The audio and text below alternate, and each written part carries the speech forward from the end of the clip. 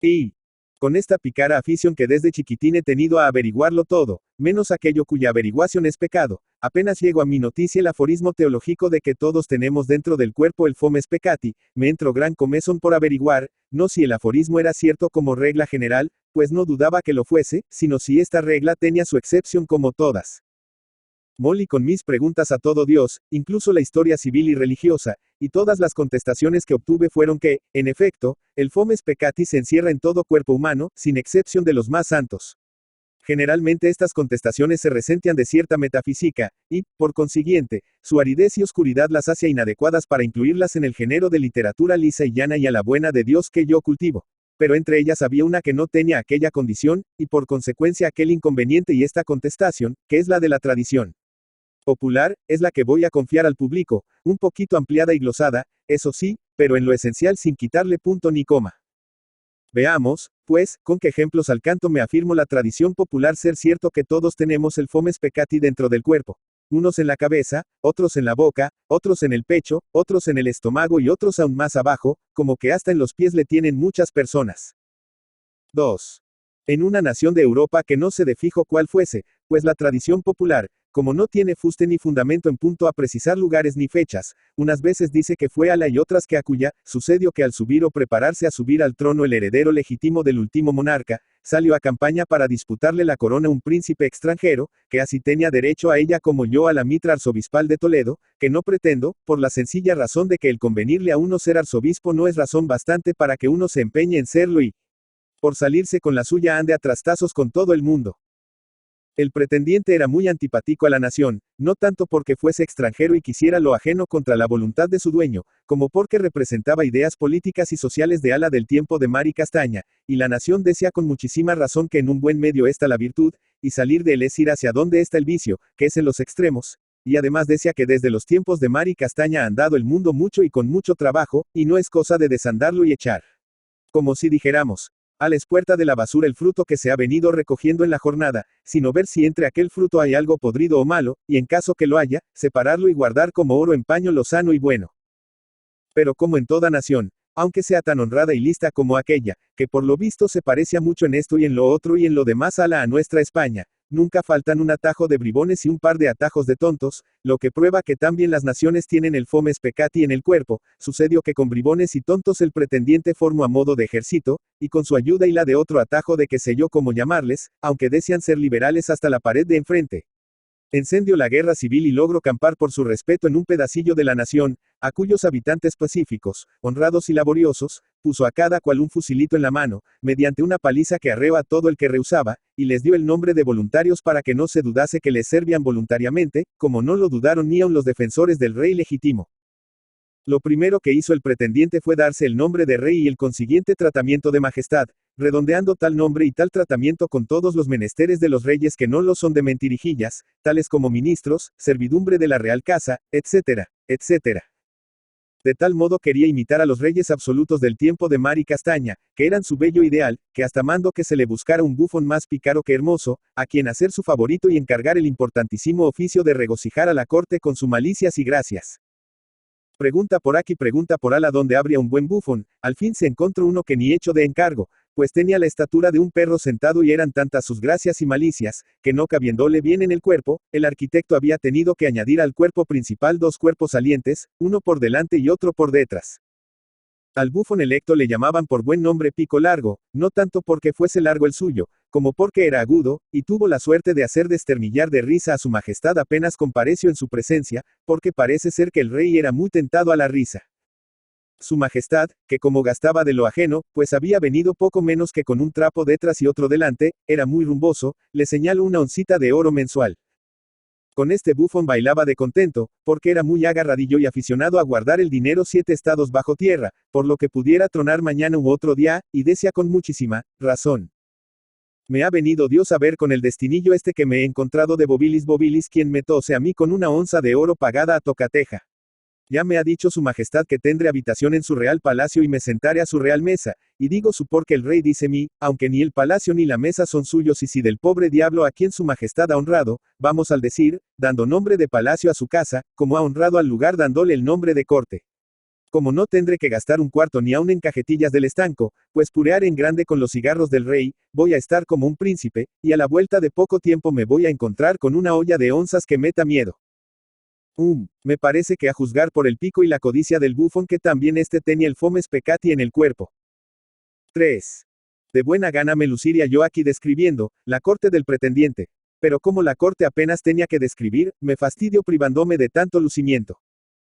¿Qué demonios tienen que describir un lugarejo, de unas cuantas casas de mala muerte colocadas en correcta formación junto a una iglesia de 3 al cuarto, y un palacio reducido a un piso bajo, ocupado por la cuadra y el portal, donde osan, con perdón de ustedes, dos de la vista baja, a un piso principal cuyos ahumados departamentos son, una salita, una cocina y 2 o 3 dormitorios, y a un sobrado lleno de paja y heno que se asoman, por las rendijas del piso a ver lo que pasa en el principal?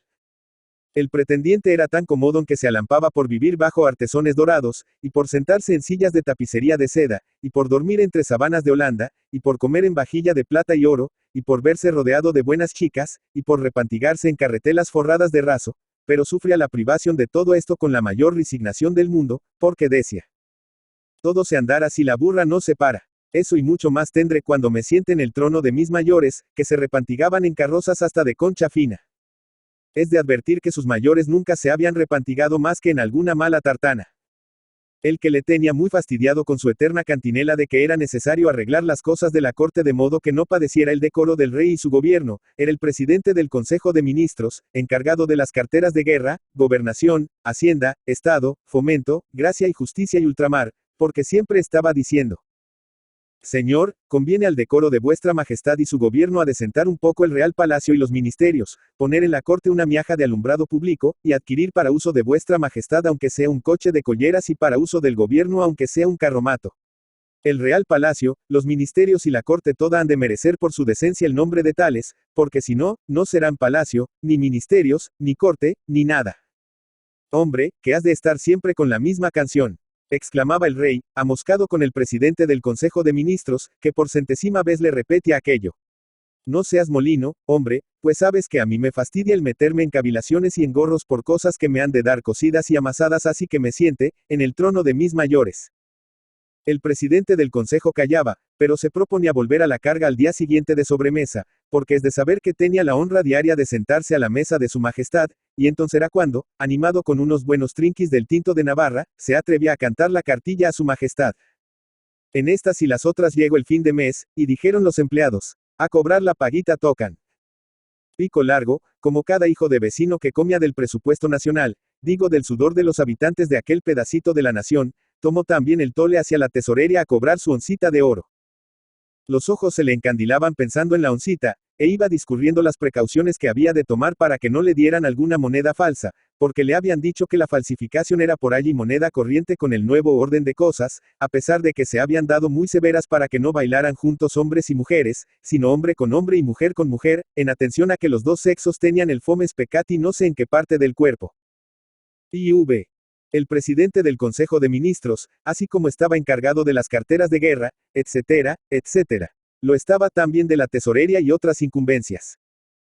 Sus temores tenía Pico, largo de que le fuera a pagar en plata, en cuyo caso le fastidiaba de lo lindo, porque 16 onzas de plata no se meten donde se mete una onza de oro, y por reducir a oro los 16 duros en plata siempre había de llevar el cambiante 6 u 8 cuartos. Pero se tranquilizó pensando que el señor tesorero no dejaría de complacerle pagándole en oro contante y sonante, y más si le adulaba un poquillo antes de suplicarle que así lo hiciera.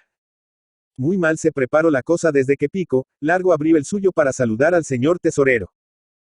¿Cómo va esa humanidad, señor presidente del Consejo de Ministros, etcétera, etcétera? Muy bien, pero recuerdo a usted que tengo tratamiento de excelencia, y ni a Cristo Padre se le apeo, como no sea al rey, que no me le da. Vuecencia ha de perdonar, pero como dicen que ya ninguno de los que le tienen le admite. Esas son costumbres liberales, y basta que lo sean para que yo las rechace. Bien.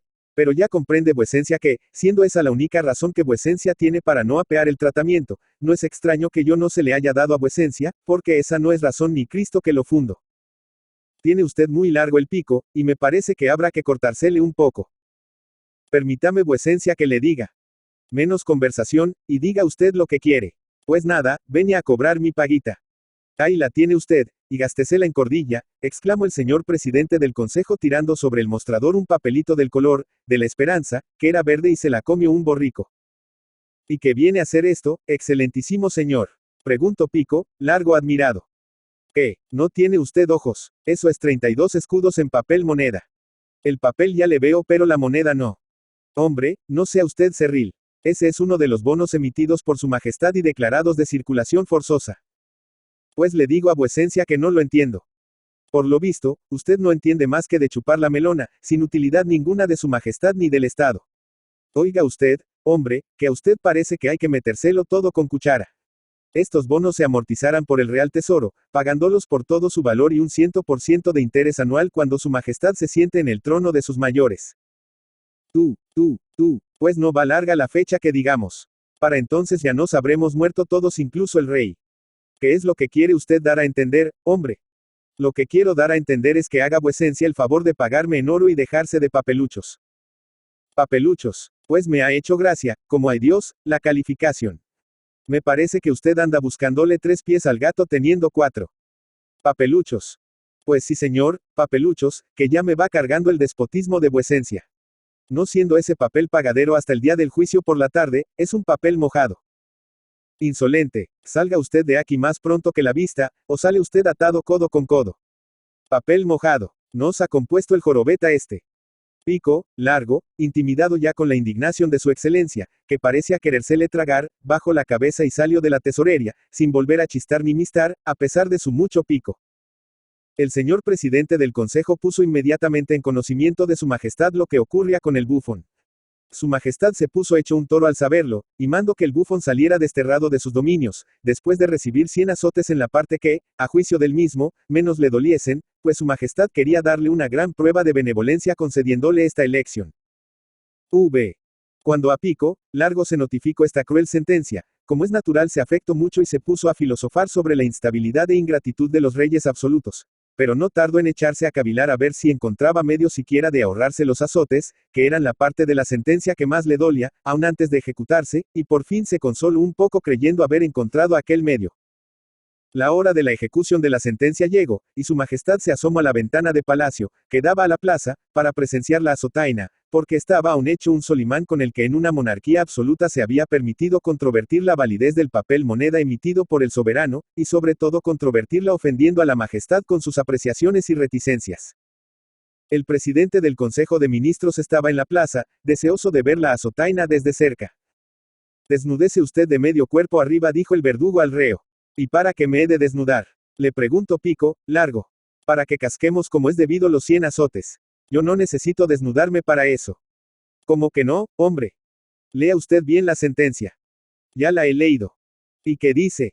Dice, en resumen, que se le condena a usted a salir desterrado, después de recibir 100 azotes en la parte donde, a juicio de usted, menos le duelan. Ajá, estamos conformes. Tengo permiso para elegir la parte en que menos me duelan los azotes, ¿no es esto? Sí, señor. Pues la parte donde menos me duelen no es la que usted quiere que descubra. Pues si no, elija usted otra y no andemos moliendo. Va usted a ser servido. La parte que elijo, porque es la parte en que menos me duelen los azotes, es el trasero del señor presidente del Consejo de Ministros. Una carcajada general, en que no pudieron menos de tomar parte el verdugo y el presidente del Consejo de Ministros, acogió la inesperada salida de Pico Largo. El rey se quemó mucho al oír aquella carcajada, porque creyó que era gran irreverencia reírse los vasallos delante del rey, pero como era curioso, aunque no lo era, preguntó por qué reía tanto la gente. Como aventajaba a todos en lo tentado a la risa, cuando le dijeron la ocurrencia de Pico, Largo soltó el trapo tan de gana, que aquello no era reír, sino retorcerse y tumbarse de risa. Así que acabo de reír, lo primero que hizo fue decir que anulaba en todas sus partes la sentencia, siquiera por lo gracioso y pillo que era el tal Pico Largo. Vaya un rey formal que se había echado aquel pedacillo de la nación, o mejor dicho, le habían echado. Lo cierto y verdad es que Pico Largo no solo volvió a la gracia de su majestad, sino que obtuvo la de que en lo sucesivo se le diera su paga en oro contante y, sonante, con exclusión de todo papel moneda. A quien le supo a cuerno quemado lo pillo del bufón y lo bragazas del rey fue al señor presidente del Consejo de Ministros. El señor presidente del consejo continuaba moliendo a su majestad todos los días de sobremesa, después de haberse tirado unos buenos latigazos del navarro, con que era necesario que en la corte en general, y en el Real Palacio y los ministerios en particular, se hicieran las mejoras que reclamaban el decoro de la corte, el de la real persona y el del gobierno, porque si no, aquello no era corte, ni palacio, ni ministerios, ni nada.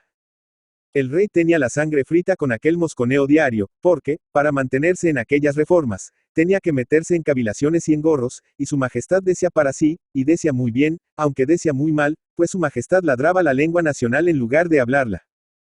Cuidado que es mania la del tío machaca este. Señor, ¿qué necesidad tengo yo de romperme la cabeza con cavilaciones y fastidios mientras no me siente en el trono de mis mayores? Si por una parte en cuanto cavilo un poco me hago un novillo, y por otra me siento tan guapamente con que me llamen rey, con comer y beber bien, con echar un mus y con salir por ahí un rato a ver las chicas.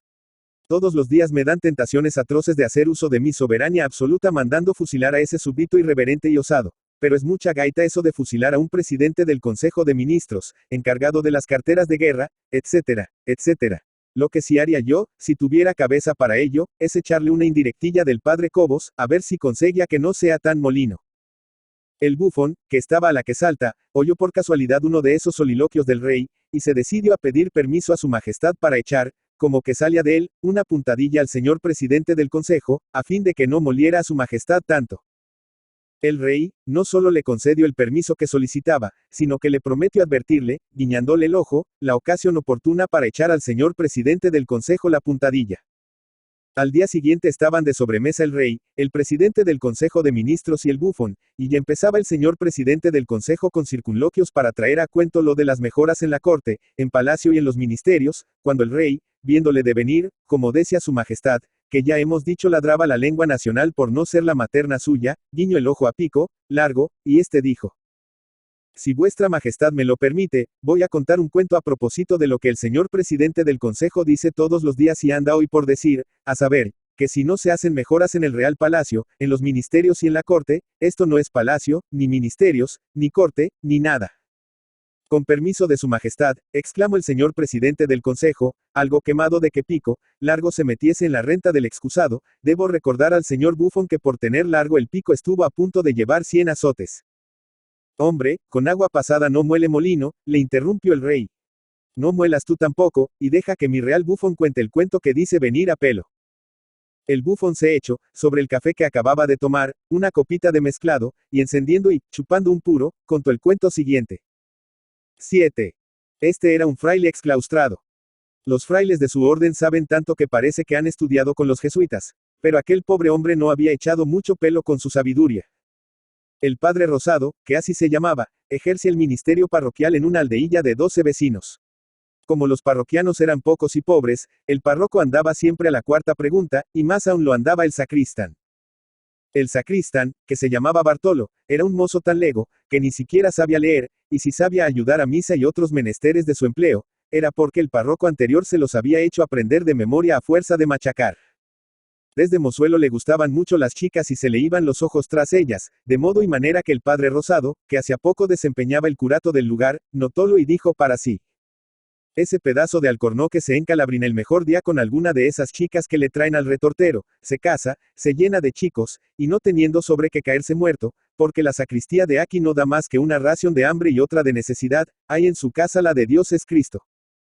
Cuando así estaba pensando el padre Rosado, se llegó el Bartolo y le dijo: Padre Rosado, yo quería preguntarle a usted una cosa. Pregúntala, hijo, que el que pregunta no yerra. Pues quisiera saber si tengo yo también el fomes peccati, que según decía usted ayer tarde en el pulpito, tenemos todos dentro del cuerpo. Vaya si le tienes, hijo. Le contestó el exclaustrado. Y aunque sea mal preguntado, se puede saber que viene a ser eso. Viene a ser, esa cosa que cuando ves una chica guapa sientes dentro de ti, y como que te lleva atrás de la chica. Calla, con que eso es el fomes peccati.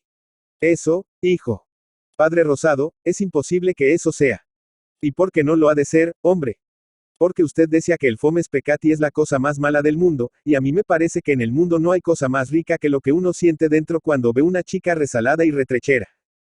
A ti te parecerá así porque eres muy Bartolo, pero es todo lo contrario. El fomes peccati es la concupiscencia, el germen, la semilla, el fomento del pecado, y por consecuencia de la condenación eterna. Ave María Purísima, exclamó Bartolo, santiguándose horrorizado. Y desde entonces huyó como el diablo de las chicas por más sandungueras que fuesen, y empezaron a encandilársele los ojos siempre que se hablaba de conventos y de frailes. El padre Rosado dio gracias a Dios por ello, porque se hubiera visto negro si el sacristán se hubiera casado. Como el curato apenas le daba para matar el hambre con un taco de pan negro y un pucherillo de patatas, no podía pagar ni mantener ama de gobierno ni cosa que lo pareciese, y le venía como de perlas el que el sacristán no tuviese más quehaceres que los de la iglesia, ni más obligaciones que las personales, pues así podía servirle en todas aquellas cosas que no están bien en un sacerdote, como hacer la colada, echar un remiendo, etcétera, etcétera. Bartolo le servía con el mayor desinterés y la mejor voluntad, pero aún así, creía el padre Rosado que era necesario pagarle, si no con dinero o cosa que lo valiese, al menos con esperanzas, y con esperanzas le pagaba.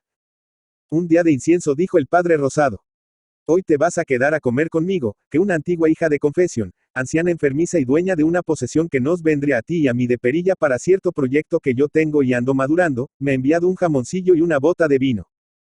Padre Rosado, contestó Bartolo, chispeándole los ojos de alegría al oír hablar de jamón y vino, como le chispeaban en otros tiempos al ver una chica sandunguera. Acepto el convite, siquiera por ser hoy día tan señalado, y porque si le he de decir a usted la verdad, ya me tiene estomagado el puchero de berzas con un puñado de sal y una piltrafilla de cebo, que es la única gracia de Dios que entra en mi cuerpo hace ya no sé cuántos años. No te dé cuidado por esa penuria, hombre que, como suele decirse, a cada puerco le llega su San Martín. Dios le oiga a usted, padre Rosado, que bien lo necesitamos, porque esta arrastrada vida, que hasta de esperanza carece, no es para llegar a viejos. Exclamó Bartolo, entreviendo, como el padre Rosado, horizontes de color de rosa, digo, de color de jamón, chuletas, huevos, vino y otras porquerias así. El padre Rosado y Bartolo se pusieron de jamón y vino hasta alcanzarlo con el dedo. ¿Cuándo nos hemos visto nosotros en estas? Exclamó el fraile. ¿Y cuándo nos volveremos a ver? Añadió el sacristán. Hombre, ya te he dicho que tras estos tiempos vendrán otros, porque si cuaja mi proyecto que si cuajara, con la ayuda de Dios tú y yo nos ponemos las botas. Con que el proyecto es cosa buena. Buenísima. Caramba, padre, cualquiera diría que no tiene usted confianza en mí, cuando se contenta con decirme eso. Tienes razón, hijo, que tu lealtad, que espero recompensar debidamente, te hace acreedor a que te confíe mi proyecto. Has de saber, Bartolo, que proyecto la fundación de un gran convento de mi santa orden. Padre, eso me parece muy santo y muy bueno para el alma. Pero el cuerpo que va a sacar de eso. ¿Qué va a sacar? Ahí es nada lo del ojo y le llevaba en la mano. Yo seré, como quien no dice nada, guardián de la comunidad, y tú serás mi lego favorito. María Santísima, que fortunon si eso llega a realizarse. Y tres más que llegara.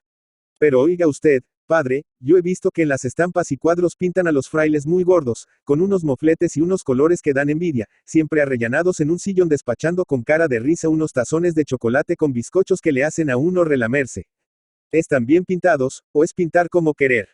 Hombre, de todo hay en la viña del Señor, porque como los frailes también tienen en el cuerpo el fomes peccati, unos luchan a brazo partido con él y le vencen, y otros se dejan vencer sin luchar. Bartolo se entristeció, diciendo para sí: si luchamos nosotros, malo, porque ayunamos, y si no ayunamos, peor, porque ardemos. Pero se alegró, añadiendo: ni lucharemos ni arderemos, porque sería pedir gollerias el pedirnos que habiendo ayunado tanto cuando no lo había, sigamos ayunando cuando lo hay. La lógica de Bartolo era absurda, pero cada uno arregla la suya a su respectivo fomes peccati. 8. Bartolo, exclamó un día el padre Rosado. Lloremos de pena y riamos de alegría.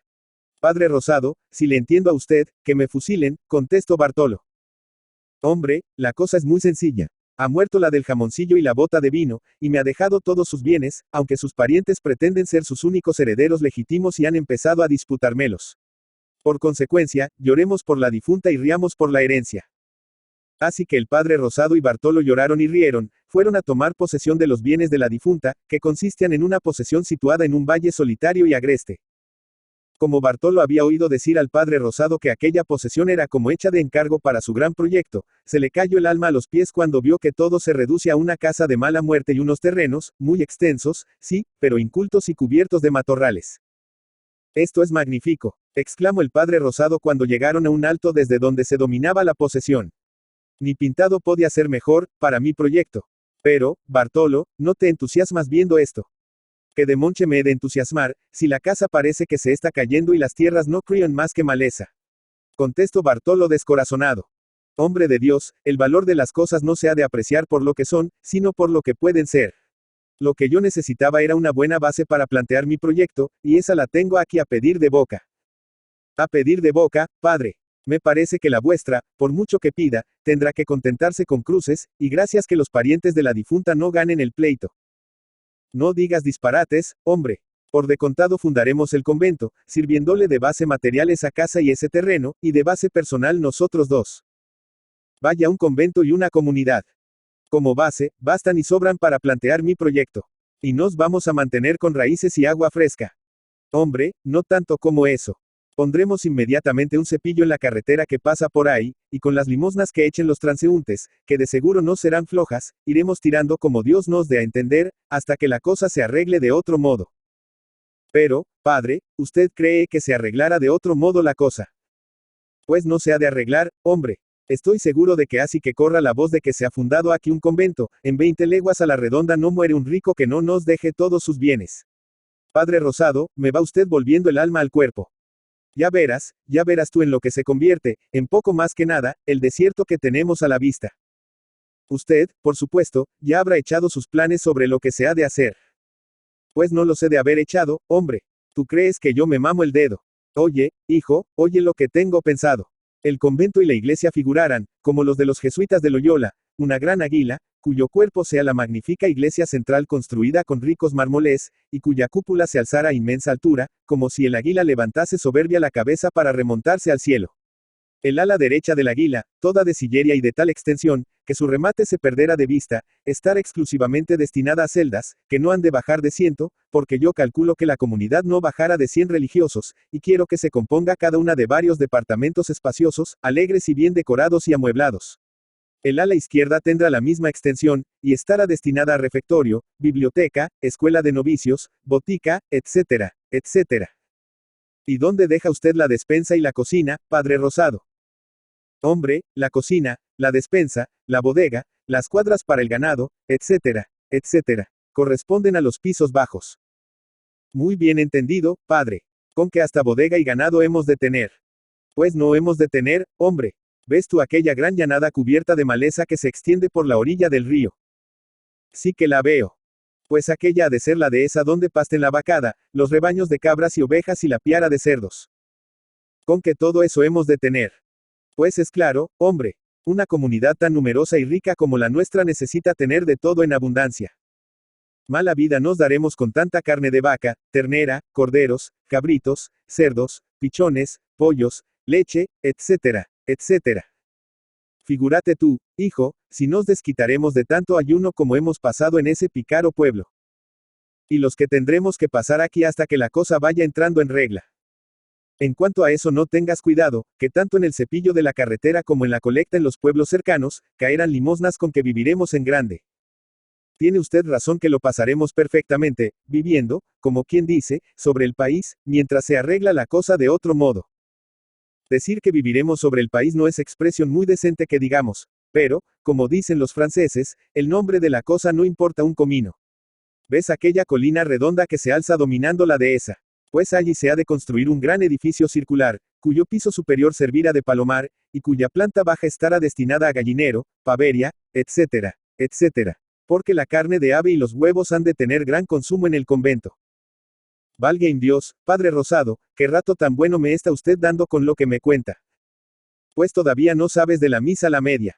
¿Ves aquella gran ladera con exposición a mediodía que forma la vertiente del valle, opuesta a la que ocupará el convento? Pues como vacas amat colles, que decimos los latinos, todo aquel terreno se ha de quebrantar y poner de viñedo de las mejores clases, y estoy seguro de que será un bálsamo el vino que allí cojamos. Jesús, padre Rosado, si es para volverse uno chocho el pensar en tales delicias. Pues oye, que todavía queda el rabo por desollar. ¿Ves aquella praderita del otro lado del río? Pues allí se ha de establecer la gran pesquera del convento, a cuyo efecto cejará al río una sangría, y se construirá sobre él un majestuoso puente de piedra. Ya verás venir de allí cargamentos de anguilas, truchas asalmonadas, todavía coleando. Padre Rosado, me parece que he empezado ya a echar barriga solo con lo que usted me dice. ¿Ves esa llanadita del fondo del valle que forma escuadra con el río? Pues ahí se ha de hacer la gran huerta del convento, donde habrá cuantas hortalizas y frutas se conocen en el mundo. María Santísima, ¿qué regalo va a ser el nuestro? ¿Ves aquella otra llanadita que se extiende detrás del convento y en suave declive va desvaneciéndose en la cúspide de la montaña? Pues todo aquello ha de ser jardines llenos de cuantas flores y plantas aromáticas crió Dios, y con hermosos cenadores y juegos de aguas, a cuyo efecto se traerá un rico manantial que brota en un regazo de la montaña, e infinidad de invenciones de comodidad y embellecimiento. Pues le digo a usted, Padre Rosado, que ni el rey con ser rey va a estar mejor que nosotros. Por último, amigo Bartolo, en aquella alta planicie que domina el valle, y a la que se subirá por los jardines por medio de un caminito que a fuerza de ingeniosos rodeos y artificios será como la palma de la mano, habrá una especie de mirador o glorieta con tales comodidades y tales encantos que subir allí será, mal comparado, subir al cielo. Padre Rosado, ya me parece haber estado en él, solo con habérmele usted pintado. Pues ya verás cómo lo vivo excede a lo pintado, porque, como dice el refrán, de lo vivo a lo pintado hay gran diferencia. Padre Rosado le llaman a usted, pero el que se lo puso ya supo lo que se hacía, porque oyéndole a usted hablar, el mundo se le vuelve a una de color de rosa. Y X. Así que el padre Rosado y Bartolo tomaron posesión de la herencia, no sin una protesta en regla de los parientes de la difunta, el padre Rosado procedió a la instalación y constitución definitivas y formales del convento. Entre los dos limpiaron bien un cuartito que tenía la casa al lado del portal, y arreglado el altar como pudieron, colocaron sobre él una estampa del fundador de la orden, y en la ventana que daba al campo una esquila de ganado que hiciese de campana, y quedó establecida y abierta la iglesia. Después de otras operaciones preliminares en el piso principal, destinado a la comunidad, el padre Rosado dijo a Bartolo: Amigo Bartolo, desde este instante quedamos ambos obligados a la observancia de las constituciones y reglas de la orden. Yo soy el guardián del convento y tú eres la comunidad, y, por tanto, en nuestro trato y vida no hemos de prescindir del estilo que prescribe la regla.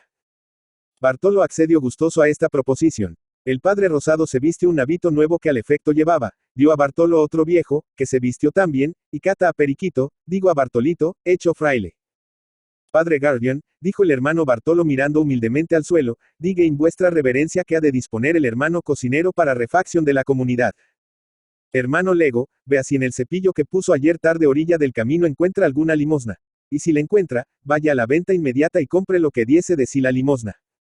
Y si no encuentro nada, padre guardián. Hermano, tenga más fe en Dios, que el que sustenta a los pajarillos del aire, no nos ha de abandonar a nosotros. El hermano Bartolo obedeció, aunque diciendo para su cogulla: no las tengo todas conmigo, a pesar de eso de los pajarillos del aire, porque un pajarillo se alimenta con un cañamón, y buenos pájaros estamos nosotros para contentarnos con tan poco. En el cepillo encontró unos cuantos ochavos, morunos, que por lo visto también andaban por allí, y con ello compró un par de sardinas gallegas y un panecillo, y volvió al convento pensando melancólicamente que la cosa empezaba rematadamente mal, y podía ir aún peor si Dios no hacía con la comunidad lo que con los pajarillos del aire. Terminada la refacción, el padre guardián dijo: demos gracias a Dios por el alimento que nos iba dispensado. Padre guardián, le interrumpió la comunidad, perdone vuestra reverencia, pero me parece que nos bastaría un Dios nos la aumente. El padre guardián tuvo que reconvenir severamente a la comunidad por esta observación. Aquella tarde, aquella noche y la mañana siguiente llovió a mares, de modo que no pasó un alma por la carretera inmediata al convento.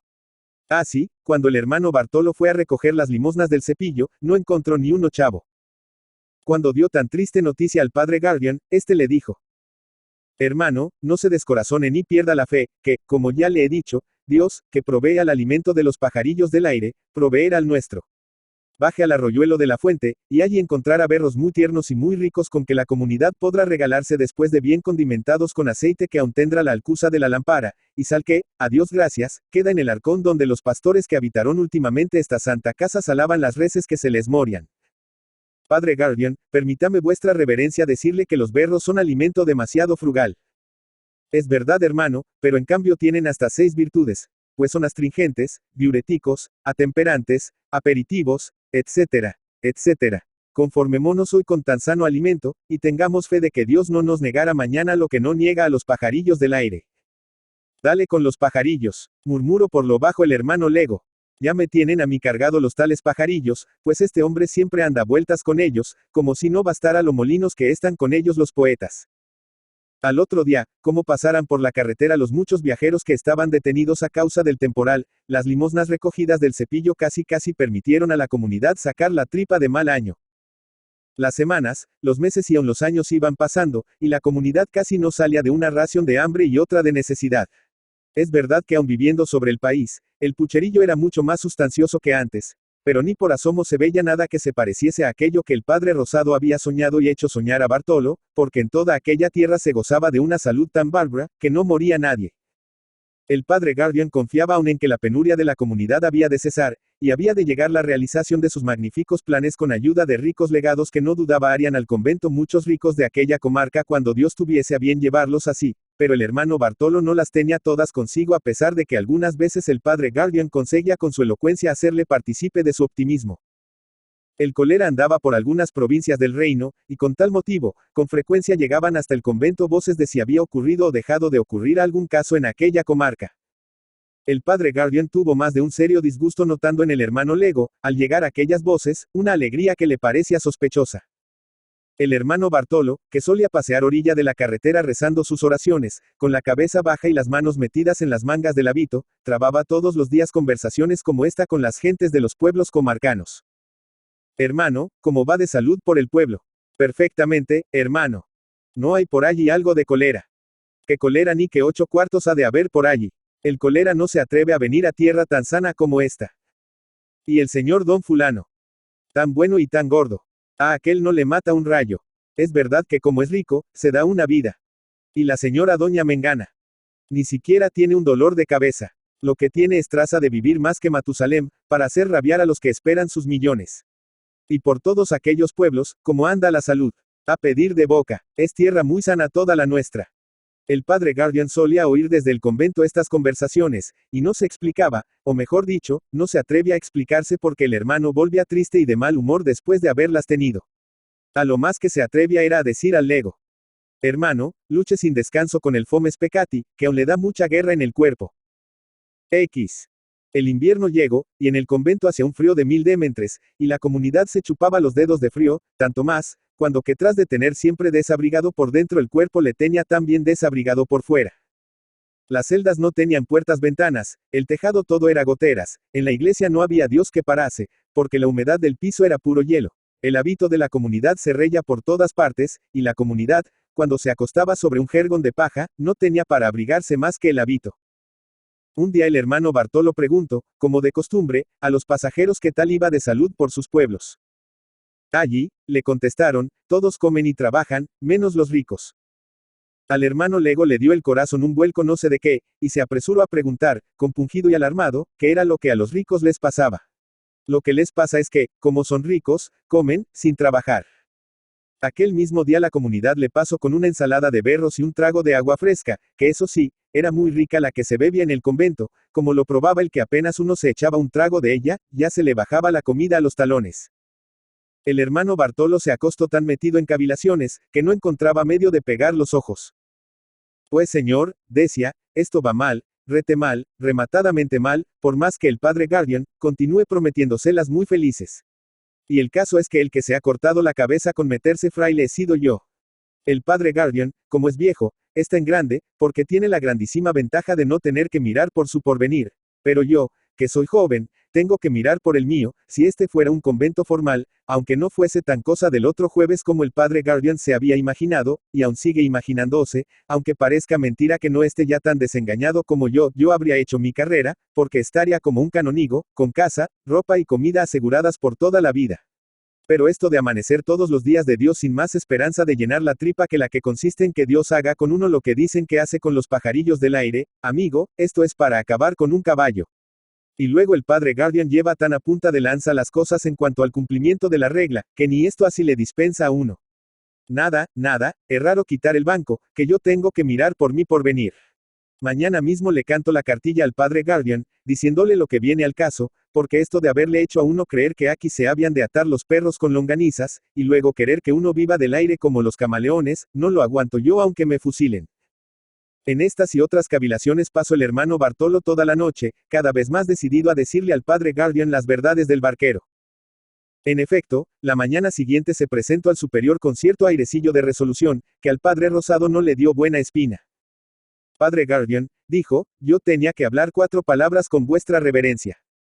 Hermano Lego, diga las que quiera con tal que no sean superfluas, porque ya sabe que la regla de esta santa casa prohíbe lo ocioso. ¿Qué es lo que tiene que decirme, hermano Lego? Despáchese, que el tiempo es oro y no hay que desperdiciarle, sobre todo en los conventos, donde las obligaciones espirituales y temporales son tantas. Pero tenga mucho cuidado con la lengua, que, como dice no recuerdo qué santo, es universidad de maldades. No la tienes tú poco larga, dijo para sí Bartolo, quemado con tanta conversación. Con que diga, hermano, lo que le ocurre. Lo que me ocurre, padre Guardian, es que yo tengo que mirar por mi porvenir, y francamente, aquí le veo muy negro. Hermano, ¿qué es lo que dice? Lo que vuestra reverencia oye, que cuando me metí fraile, salí de Málaga para entrar en Malagón. Hermano, hace muy mal en tener tan poco amor al claustro, que, como dice uno de los más doctos expositores de nuestra regla y constituciones, es taller de santos, aula de sabios, paraíso de delicias, catre de descansos, refugio de peligros y botica de remedios. Padre Guardian, eso rezara con los conventos como Dios manda. Justo, hermano, y por eso debemos nosotros tener mucho amor al nuestro, donde iglesia y celda deben parecernos antesalas del cielo. Vaya unas antesalas. Hermano Lego, mire lo que dice. De sobra lo he mirado ya, padre Guardian. Pero explíquese con más claridad, hermano, que aún no le he comprendido. No, pues ahora me comprenderá, porque ya estoy harto de andar con rodeos, y voy a llamar al pan pan y al vino vino. Mire usted, padre Rosado. Reverendísimo padre Guardian, querrá decir. No señor, no quiero decir tal cosa, porque ha llegado ya el caso de que nos dejemos de tonterías y armas al hombro y hablemos en plata. Padre Rosado, desde que usted me dijo que lo que uno sentía dentro del cuerpo, cuando veía una buena chica, era el fomes peccati, tomé horror a las buenas chicas, aunque siempre me había despepitado por ellas, y empecé a sentir una inclinación atroz a meterme fraile, porque yo decía, eso de no tener uno ya que pensar en su porvenir temporal ni eterno, sin más que pasarse la vida desde la iglesia al refectorio, y desde el refectorio a la celda, es mucha ganga. Pues bien, hermano, si ese era su bello ideal, ya se le ha alcanzado, y no comprendo cómo no tiene más amor a la iglesia y al convento. Dale con el convento y la iglesia. No le comprendo, hermano. Pues se lo voy a decir a usted más claro, que yo, gracias a Dios, no tengo pelos en la lengua. Padre Rosado, usted está siempre llenándose la boca con palabras tan sonoras como iglesia, convento, claustro, refectorio, celda, sala de capítulo, etcétera, etcétera. Y aquí no hay nada de eso. Hermano, ¿qué es lo que dice? Padre, lo que digo es que esto no es iglesia, ni convento, ni nada. Y para suponer que lo es necesario que seamos tontos o que nos hagamos los tales. Ea, ya lo sabe usted, y si lo quiere más claro, levante el dedo, que ya estoy cansado de morderme la lengua. Hola, con que calla usted, pues el que calla otorga. Cierto, hermano, que otorgo en cuanto a que esto no es iglesia, ni convento, ni nada, y también en cuanto a que para suponer que lo es necesario que seamos tontos o que nos hagamos los tales. Pero diga, hermano, una cosa, que me ocurre preguntarle. Veamos qué cosa es esa. ¿Cree el hermano Lego que si esto fuera iglesia y convento o cosa parecida, sería yo padre Guardian como lo soy, y él sería hermano Lego como lo es? Hola, con que calla, pues el que calla otorga, hermano. Padre Guardian, es verdad que otorgo, porque vuestra reverencia me ha partido por el eje con ese argumento. Pues arrepientase de lo temerario de sus juicios y la intemperancia de su lengua. Arrepentido estoy ya, Padre Guardian, y pido a vuestra reverencia que me perdone. Ya está perdonado. Ahora oigan, hermano, con mucha atención, porque el fomes peccati le saca de sus casillas y es menester que no se deje vencer por él tan fácilmente. Mal lo pasan la comunidad y su prelado viviendo solo de las limosnas que por ahí se recogen, o valiéndome de la frase malsonante que el hermano Lego usa, viviendo sobre el país. Pero aún así, esta vida es mejor que la que llevábamos antes de venir a esta santa casa, no tanto porque el pucherillo es algo más sustancioso que antes como porque ahora esperamos algo y entonces no esperábamos nada. Todo eso es verdad, Padre Guardian, y sobre todo lo es lo de la esperanza. Ahora mismo están tocando a muerto en el retamar, y milagro será que el muerto no tuviera bien cubierto el riñón, porque tocan gordo. Calle, hermano, calle, y mire que el fomes peccati se revela con frecuencia en su cuerpo, y es menester que le ate corto. Es verdad, Padre Guardian, que el maldito se revela como un condenado. El curato y la sacristía que dejamos para venir a esta santa casa están ya provistos, y si saliésemos de aquí, ni aun el antiguo pucherillo de patatas o berzas con un puñadillo de sal y una piltrafilla de cebo encontraríamos. Padre Guardian, no hablemos más del asunto, y a observar la regla como Dios manda. El padre Rosado y el hermano Bartolo siguieron allí, haciéndose los tontos, viviendo sobre el país y llamándose el uno padre Guardian y el otro hermano Lego, hasta que los herederos legítimos de la difunta ganaron el pleito y los echaron de allí ignominiosamente, convictos de que ambos tenían el fomes peccati en el cuerpo. Sí. Acabar el bufón ese cuento y echarle, así su majestad como el presidente del consejo, una mirada de basilisco, todo fue uno. Pero el bufón, lejos de intimidarse por aquella mirada con que parecían querérsele comer vivo, se sonrió socarronamente, seguro de que la cosa, no había de pasar a mayores. Pico, largo sabia de qué pie cojean los hombres, y más cuando tienen el fomes peccati en el cuerpo tan superabundante como su majestad y su excelencia le tenían. Su majestad y su excelencia se miraron y se entendieron, porque los tontos se entienden cuando les tiene cuenta, y en lugar de quererse comer vivo, al bufón, tuvieron la poca vergüenza de aplaudirle estrepitosamente. Por de contado el cuento del bufón surtió el efecto que el rey deseaba, pues el señor presidente del consejo no volvió a moler a su majestad con que si no se hacían mejoras en palacio, en los ministerios y en la corte, aquello no era palacio, ni ministerios, ni corte, ni nada, y su majestad y su excelencia siguieron en aquel pedacillo de la nación haciéndose los tontos, viviendo sobre el país y llamándose el uno rey y el otro presidente del consejo de ministros, hasta que el heredero legítimo del anterior monarca ganó el pleito y los echó de allí ignominiosamente. A escardar cebollinos en el extranjero, donde haciéndoles todo el favor que podía hacérseles, no daban un paso sin que se les recibiese a tomatazos. La tradición popular no dice que el monarca legítimo tuviese también el fomes peccati en el cuerpo, antes por el contrario, da a entender que no le tenía, pues nos le presenta pidiendo una cosa tan puesta en razón como lo es el pedir uno lo suyo, y sobre todo pedirlo sin andar a trastazos con nadie y con la noble intención de hacer el bien ajeno. Pero la teología dice que toda criatura humana le tiene, por santa y pura que sea, si bien hay muchas a quienes no se les conoce que le tienen. Porque sobre el fomes peccati colocan el amor de Dios, que es el amor a todo lo justo y hermoso, y con tan santo peso le aplastan o invalidan. También el pobre narrador de historias vulgares siente bullir rebelde dentro de su cuerpo el fomes peccati que nos legaron nuestros primeros padres Adán y Eva con su picara afición a las manzanas del vecino. Señor, dale con que aplastarle e invalidarle, que si no, se va a ver negro en estos tiempos en que se quiere cohonestar la rebeldía sacrilega con los santos nombres de Dios, de la patria y de la libertad. Antonio de Trueba.